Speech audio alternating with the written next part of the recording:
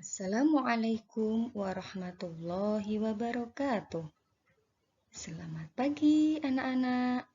Bertemu lagi dengan Bu Muhim pada materi Al-Quran dan Hadis Pedoman Hidupku.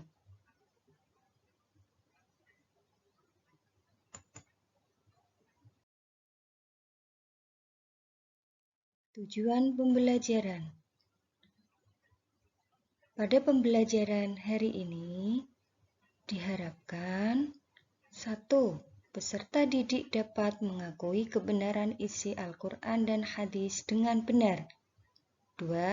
Peserta didik dapat bersikap tanggung jawab dalam berperilaku dengan baik. 3. Peserta didik dapat menyimpulkan pengertian Al-Quran dan Hadis dengan benar. Yang keempat, peserta didik dapat mempresentasikan ciri perilaku hidup yang sesuai dengan Al-Quran dan Hadis dalam kehidupan sehari-hari.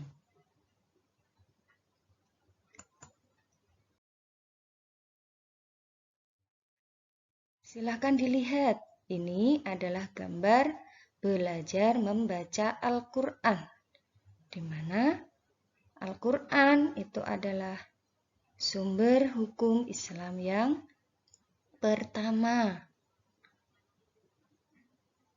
Dan Al-Quran juga merupakan pedoman hidup manusia.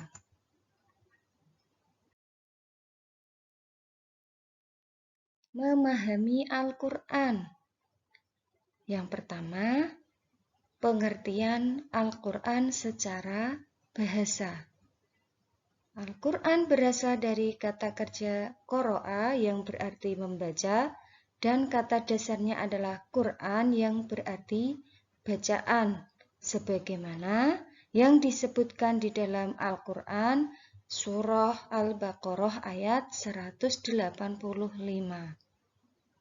Sedangkan pengertian Al-Quran secara istilah adalah kalamullah yang menjadi mukjizat yang diturunkan ke dalam hati Nabi Muhammad SAW, diriwayatkan kepada kita secara mutawatir dan membacanya dinilai sebagai ibadah.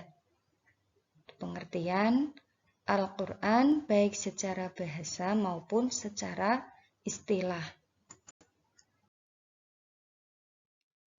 Sehingga dapat disimpulkan pengertian Al-Quran ada beberapa unsur.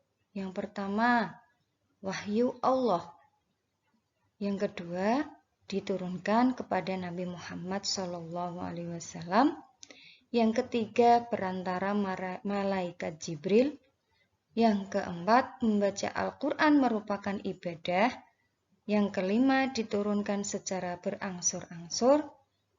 Dan yang keenam, diriwayatkan secara mutawatir.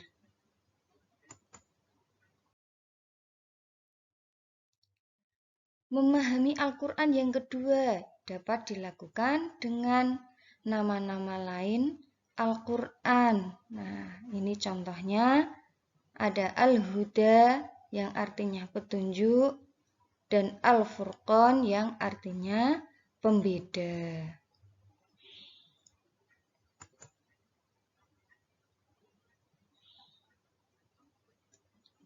Selanjutnya,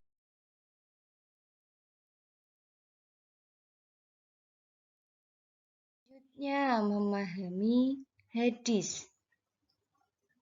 Pengertian hadis menurut bahasa artinya baru, mudah, cerita, dan riwayat Nabi Muhammad SAW. Adapun menurut istilah, menurut para ulama usul hadis adalah segala perkataan Nabi Muhammad SAW, perbuatan dan takrirnya yang berkaitan dengan hukum syara dan ketetapannya.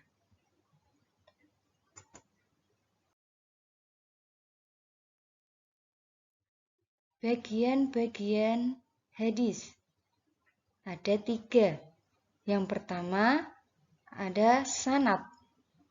Adalah silsilah orang yang menghubungkan kepada matan hadis.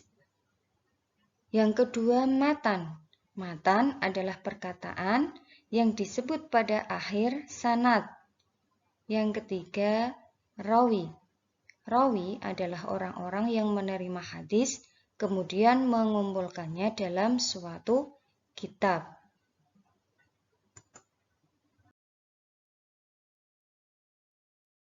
Sedangkan fungsi Al-Quran dan hadis, yang pertama, fungsi Al-Quran dalam Islam.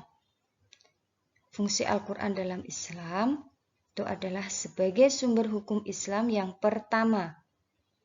Yang kedua, sebagai konfirmasi dan informasi terhadap hal-hal yang tidak dapat diketahui oleh akal. Yang ketiga, petunjuk hidup manusia ke jalan yang lurus tentang berbagai hal. Yang keempat, sebagai pengontrol dan pengoreksi terhadap ajaran masa lalu. Sedangkan fungsi hadis terhadap Al-Quran, yang pertama, mengukuhkan hukum-hukum yang telah disebutkan dalam Al-Quran.